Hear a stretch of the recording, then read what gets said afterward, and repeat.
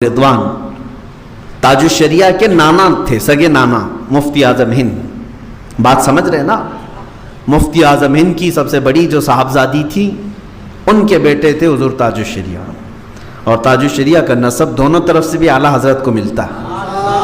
आला हजरत के बड़े बेटे हामिद रजा खान और छोटे बेटे मुफ्ती आजम हिंद। मुफ्ती आजम हिंद की बेटी और हामिद रजा खान रहमतुल्लाह अलैह के बेटे, इन दोनों का आपस में निकाह हुआ और उन दोनों के निकाह से ताजुश्शरिया पैदा हुआ। यानी नाना मुफ्ती आजम हिंद है इनके और दादा हुज्जतुल इस्लाम है, और दोनों तरफ से भी आला हजरत जो है नाना की तरफ से भी हैं, दादा की तरफ से भी हैं। बहरहाल जो फरमाए अपने नाना के मुतालिक हुजूर ताजुश्शरिया रहमतुल्लाह ताला अलैह, वो बिल्कुल बरहक बात है।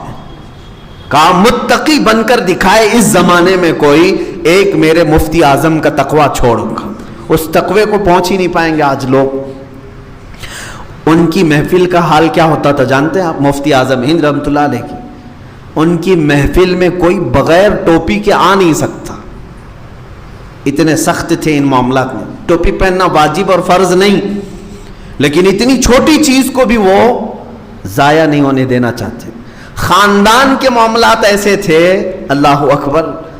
खानदान में निकाह की तकरीब थी उनके घर में, रिश्तेदारी में, तो जहां से बारात आई थी दूल्हे वालों में से दो लोग ऐसे थे जिनकी दाढ़ी नहीं थी।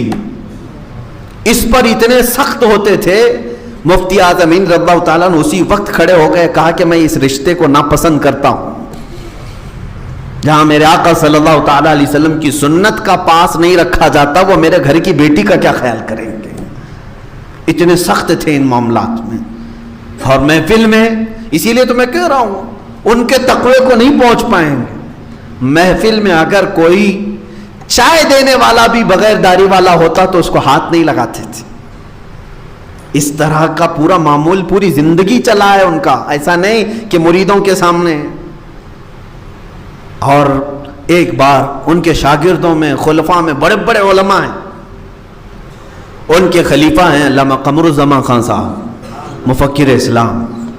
फरमाते हैं कि वो उनके मदरसे आए मुफ्ती आजम हिंद रज़ियल्लाहु ताला अन्हु। दोपहर का वक्त था, सख्त गर्मी थी। नमाज के लिए जैसे ही खड़े हुए, शागिर्द भी हैं, मुरीद भी हैं, खलीफा भी हैं मुफ्ती आजम हिंद के।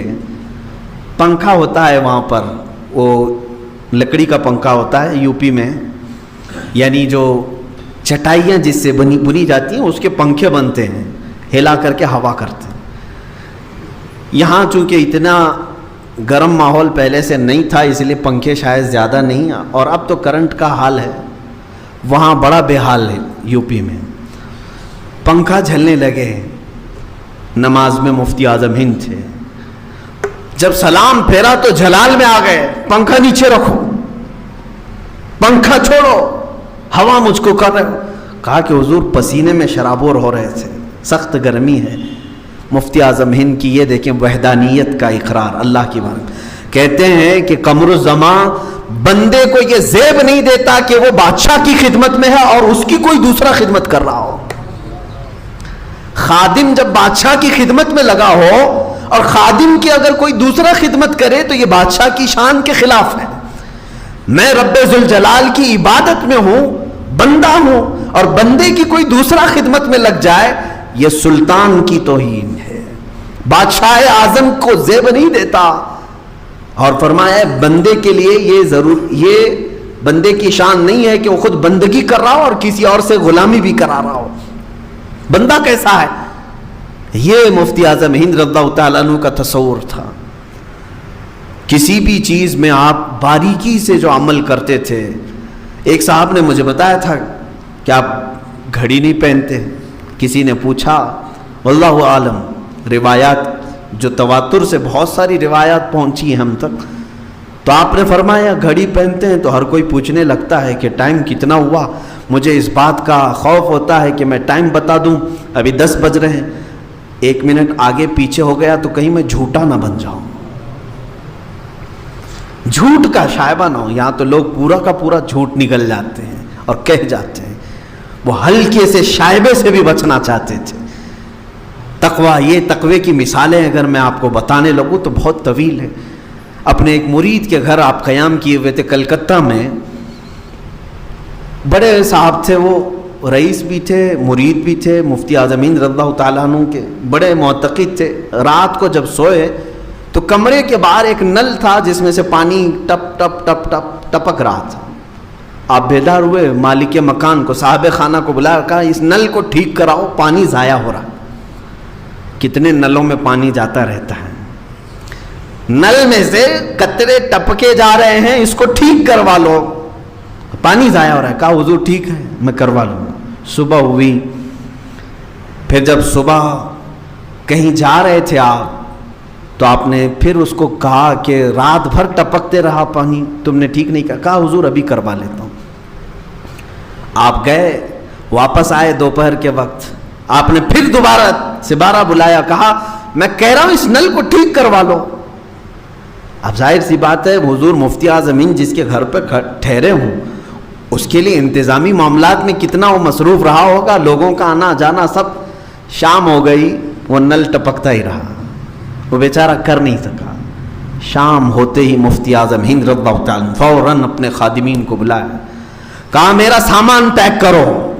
فوراً اپنا سامان اٹھایا اور گھر سے نیچے اتر آئے۔ وہ رونے لگا کہ حضور کیا گستاخی ہو گئی، کیا گستاخی ہو گئی۔ کہنے لگے کہ میں نے مسلسل 3 مرتبہ تجھے سمجھایا کہ پانی تیرے گھر میں ضائع ہو رہا ہے، کل قیامت میں اللہ تعالیٰ میرا فیصلہ کرنے پر آ جائے کہ ایک فضول خرچی کرنے والے کے گھر تو رات بھر کیسے سویا تھا، میں کیا جواب دوں میرے مولا کو، جبکہ وہ رب تعالیٰ قرآن میں فرما رہا ہے ان المبذرین کانوا اخوان الشیاطین، فضول خرچی کرنے والے شیطان کے بھائی ہیں۔ میں کسی شیطان کے بھائی کے گھر میں رات قیام نہیں کر سکتا، خالی نل ٹپک رہا ہو، پانی کے قطرے ٹپک رہے ہو۔ ہے کسی کا یہ تقویٰ، اس شان کا تقویٰ؟ عزیزان گرامی وقار، نمازوں کا حال تو یہ تھا، اللہ اکبر، پوری زندگی بھر آپ کی کوئی نماز قضا نہیں رہی۔ 90 سال کی عمر میں ایک جملہ آپ میں بتا دوں، 90 سال کی عمر کو جب پہنچے ہیں، میرے استاذ گرامی جو حضور مفتی اعظم ہند رضی اللہ تعالیٰ عنہ کے خلیفہ بھی ہیں، وہ فرماتے ہیں کہ ہمارے سامنے مفتی اعظم ہند رحمۃ اللہ علیہ یوں کہا کرتے تھے کہ میاں میری جوانی کب آئی اور کب گئی مجھے پتہ ہی نہیں چلا۔ کیا کہتے تھے 90 سال کی عمر میں؟ میری جوانی کب آئی اور کب گئی مجھے پتہ ہی نہیں چلا۔ یہ بات وہ بندہ کر سکتا ہے جو جوانی کی عیاشیاں نہ کیا ہو، جو جوانی کی رنگینیوں میں نہیں ڈوبا، وہی تو بول سکتا ہے، ورنہ سب کو معلوم ہے جوانی انگارہ ہوتی ہے، جوانی میں لذتیں ہر کوئی لوٹ لیتا ہے۔ مفتی اعظم ہند رضی اللہ تعالیٰ عنہ فرما رہے 90 سال کی عمر میں میری جوانی کب آئی اور کب گئی مجھے پتہ ہی نہیں چلا، بچپنا بھی ویسا ہی، جوانی بھی ویسی، بڑھاپا بھی ویسا ہی۔ اللہ رب العزت نے جو تقوی کا امام بنایا انہیں، اس کی مثال نہیں ملتی میرے عزیز، مثال نہیں ملتی۔ ہر چیز میں آپ نے شریعت مصطفیٰ صلی اللہ علیہ وسلم کو ملحوظ رکھا، حتیٰ کہ سنت مصطفیٰ کوئی بھی چھوٹنے نہیں دیتے تھے۔ آپ کا یعنی روز مرہ کا جو معمول ہے اس اعتبار سے بھی سنت کے خلاف کوئی کام نہیں کرنا چاہتے۔ آج تو ہم ساری چیزیں کر لے جاتے ہیں جائز اور ہونے کے اعتبار سے، بہت ساری چیزیں جائز ہیں، لیکن جائز کاموں میں بھی وہ بہت ساری چیزیں نہیں کرتے تھے۔ جائز کاموں میں بھی ہم تو ٹیبل کرسیوں پہ بیٹھ کر کھا لیتے ہیں، جائز ہے نا۔ مفتی اعظم ہند رضی اللہ تعالیٰ کبھی نہیں بیٹھتے تھے، کہا میں نے کبھی میرے مصطفیٰ کریم صلی اللہ علیہ وسلم کو سنا نہیں کہ وہ اوپر بیٹھ کے کھاتے تھے، حالانکہ یہ جائز کام ہے۔ چمچ سے توڑ کر کسی چیز کو نہیں کھاتے تھے، کہا نہیں میرے آقا صلی اللہ تعالیٰ علیہ وسلم اپنے ہاتھوں سے کھایا کرتے ہیں۔ جس کو سنت رسول کا اتنا پاس و لحاظ ہو، اسی لیے میرے عزیزوں سچ کہا حضور تاج الشریعہ نے، متقی بن کر دکھائے اس زمانے میں کوئی ایک میرے مفتی اعظم کا تقوی چھوڑ کر، اس تقوی کو نہیں پہنچ پائیں گے آج کے دور میں۔ وہ نمازوں کے معاملات میں اتنے سخت تھے، اللہ اکبر، بہت سخت تھے۔ کبھی کبھار ایسا ہوتا تھا آپ امامت نہیں فرماتے تھے، اکثر مفتی اعظم ہند رضی اللہ تعالیٰ نے امامت نہیں پر، لیکن جو امام ہوتا اس کی حالت بڑی خراب ہوتی تھی۔ رمضان میں وہاں بریلی والے بتاتے ہیں جب تراویح ہوتی تھی کبھی کبھار جو ہے 30 رکعت 32 رکعت 36 رکعت ہوتی تھی. کہا کیسے؟ ارے 20 رکعت ہی تو ہے تراویح. کہا نہیں یہاں اکثر ہوتا تھا 20 کی بجائے 30 ہوتی تھی 32 ہوتی تھی 34. میں نے پوچھا ایسا کیوں؟ کہا 2 رکعت میں غلطی ہوئی, مفتی اعظم نے کہا دوبارہ دوہراؤ.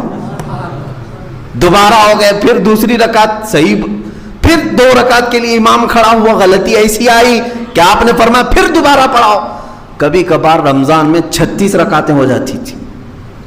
اس وقت تک امام کے پڑھانے کی بار بار اصرار کرتے جب تک صحیح شریعت کے مطابق تجوید ادا نہیں ہوتی تھی. اور ان کے سامنے پڑھایا ہوا بھی وہ صحیح میوانوں میں اپنے وقت کا امام ہوگا, اپنے وقت کا امام ہی ہوگا. عزیزان گرامی وقار, تقریروں کا معاملہ آج تو جسے جو چاہے وہ بول کر کے چلا جائے, اسٹیجوں پر مائک پر جس کو جو ملے بول کے چلا جائے, کیونکہ اب ہمارے ہاں کوئی کنڈیشن نہیں ہے نا, منہ کھلا ہوا ہے, بول کے لب آزاد ہیں تیرے. وہی حالات ہیں آج. مفتی اعظمین کا زمانہ ایسا نہیں تھا, ایسا نہیں.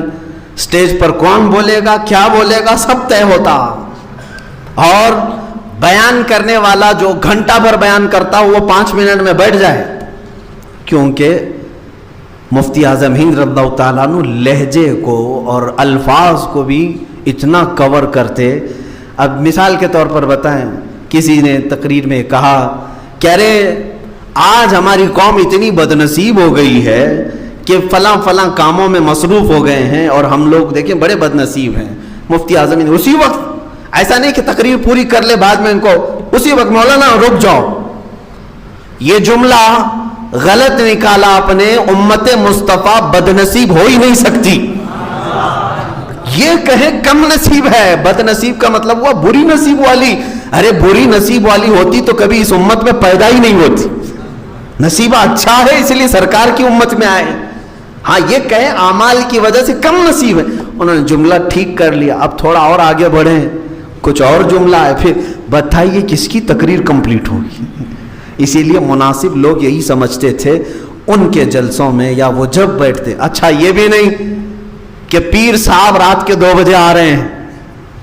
مفتی اعظم ہند رضی اللہ تعالیٰ عنہ کے جلسے جو لوگ اٹینڈ کیے ہوں گے ان کو معلوم ہے جلسہ اگر عشاء کے بعد شروع ہوتا ہے تو مفتی اعظم ہند رضی اللہ تعالیٰ عنہ عشاء کے بعد ہی اسٹیج پہ بیٹھ جاتے تھے. یہ نہیں کہ پیر صاحب سب سے آخر میں دعا کے لیے آئیں گے, چاہے وہ جلسہ 11 بجے چلے 12 بجے چلے, مفتی اعظم ہند رضی اللہ تعالیٰ عنہ شروع سے آخر تک بیٹھے ہوتے تھے, ہر ایک کو سنتے تھے. کچھ لوگوں نے کہا کہ حضور آپ آرام کریں آخر میں آ جائیں. آپ نے فرمایا میرے آنے سے پہلے پتہ نہیں کون کون کیا کیا بول جائے اور امت کو کیا کیا کہہ جائے, بعد میں آنے والے یہ کہیں گے مفتی اعظم کے اسٹیج سے ایسی بات ہوئی تھی. دلیل بنا لیں گے نا لوگ. لیکن مفتی اعظم ہند رضی اللہ تعالیٰ عنہ ایسا ہوا ہے, میرے تجربے میں موجود بات میں بتا رہا ہوں. بڑے بڑے پیروں کا اسٹیج کچھ جاہل مولوی استعمال کرتے ہیں ان کے آنے سے پہلے, جو من میں آیا وہ بک دیا. وہ سمجھ میں نہیں آتا ہے کہ الفاظ ہیں کہ پھر کیا ہے, واللہ عالم. لیکن بدنامی اس بڑے شیخ کی ہوتی ہے, جب وہ تشریف لاتے ہیں ان کو تو پتہ ہی نہیں رہتا ان سے پہلے کیا کیا بولا گیا. بعد کی پبلک ہمیشہ اس کو دلیل بناتی ہے کہ نہیں اس اسٹیج سے کہا گیا جس میں فلاں حضرت آئے ہوئے تھے. مفتی اعظم ہند رضی اللہ تعالیٰ عنہ اس پر بڑی توجہ فرماتے تھے, بڑی توجہ فرماتے تھے. نماز کے متعلق میں اگر آپ کو بتاؤں, دیکھیں صحیح معنوں میں پیر کون ہوتا ہے, پھر پیروں کی بات آئے تو مجھے بولنا پڑتا ہے. ابھی چند دنوں پہلے کافی درگت بنائی تھی ہم نے.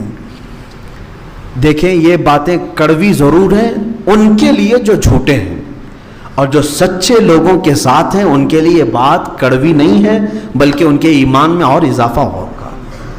ہاں آپ سنیں, توجہ سے سنیں اس بات کو. پیر کون ہے؟ پیر ہے کہ پیر ہے, دونوں میں فرق کچھ بھی نہیں ہے. پیر بھی جو لکھا جاتا ہے اردو میں آپ دیکھیں سیم لکھا ہے, پے ہے یا ہے رے ہے, پڑھنے میں صرف تھوڑا فرق ہے. اس کو پیر پڑھتے ہیں اور اس کو پیر پڑھتے ہیں, لیکن دونوں میں حیثیت دیکھی جائے تو زمین آسمان کا فرق ہے. پیر وہ بلند ہستی کا نام ہے جو ہماری روح کی تربیت کرتا ہے. پیر اس چیز کا نام ہے جس کو سب جو ہے ذلیل سمجھتے ہیں. یعنی کسی کو کہہ دیا میرا پیر تیرے اوپر تو گویا کہ اس کو گالی دیا, لیکن پیر مجھ پر یہ گالی نہیں ہے. یہی سمجھنے کی ضرورت ہے کہ جس کے ہاتھ میں ہم ہاتھ دے رہے ہیں وہ پیر ہے کہ پیر ہے. سنیے, ایک شخص کو مفتی اعظم ہند رضی اللہ تعالیٰ عنہ نے ٹکٹ نکالنے کے لیے بھیجا. ظہر کے وقت وہ گیا, ٹکٹ نکال کر کے آیا, شام ہو گئی تھی, عصر ہو گئی تھی. آپ نے آتے ہی سب سے پہلے پوچھا, ٹرین کا ٹکٹ نکالنے کے لیے کھڑکی میں لائن لگتی تھی, پہلے پوچھا کہ تیری ظہر ہوئی کہ نہیں ہوئی, ظہر کی نماز پڑھی کہ نہیں پڑھی. اس نے کہا حضور بڑی لمبی قطار تھی, اگر چھوڑ دیتا تو لائن چلی جاتی تھی. مفتی اعظم ہند اتنے جلال میں آئے کہ کہا فوراً اس ٹکٹ کو پھاڑ دو, جو نہیں ملنے والے ٹکٹ تھے. کہا میرے ٹکٹ کے لیے تم نے اللہ کی نافرمانی کر لی, تم نے اللہ کی نماز کو ضائع کر دیا میرے ایک ٹکٹ کے لیے. فوراً اتنی سختی کیا, اتنا ڈانٹ ڈپٹ کیا کہ اس کو نماز دہرانے کا, نماز قضا کرنے کا حکم دیا. میرے عزیزو, وہ بندہ جو مرید ہے وہ کہتا ہے میں نے زندگی میں دیکھا اگر میرے دوزخ میں جانے کی یا میرے جنت میں جانے کی فکر کسی کو ہے تو وہ میرے پیر کو تھی. ظاہر سی بات ہے میری نماز گئی ہے, فرق ان کو کیا پڑنے والا تھا. مفتی اعظم ہند جس پر اتنے جلال کے ساتھ کیوں تنبیہ کر رہے ہیں, اس لیے کہ یہ پیر ہے جو دیکھنا نہیں چاہتا کہ میرا مرید کسی نماز کی وجہ سے دوزخ میں گیا ہو.